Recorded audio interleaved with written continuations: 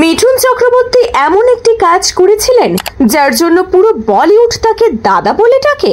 জানেন কি এমন কারণ রয়েছে যে বলিউডের তাবড় তাবড় সব সুপারস্টাররা মিঠুন চক্রবর্তীকে দাদা বলে সম্বোধন করে? এর পেছনের রহস্য জানলে অবাক হবেন আপনিও।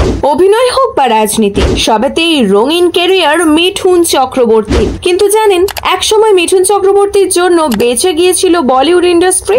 1986 সালে মহারাষ্ট্র সরকার বলিউডের উপর কয়েক গুণ ট্যাক্স বাড়িয়ে দেয়। ফলে অতিরিক্ত ট্যাক্স দিতে না পেরে প্রযোজকরা সিনেমা তৈরি বন্ধ করে দিয়েছিলেন। এমনকি ওই ঘটনায় বলিউডের সব অভিনেতা অভিনেত্রীরা রাস্তায় নেমে প্রতিবাদ করলেও সরকার কারোর কথা শোনে না। আর সেই সময় সমস্যার সমাধান করতে বালা সাহেব ঠাকরের কাছে ছুটে যান মিঠুন, আর তার অনুরোধেই ট্যাক্স কমিয়ে নেয় সরকার। আর সেই কারণেই পুরো বলিউডের কাছে দাদা হয়ে যায় মিঠুন চক্রবর্তী।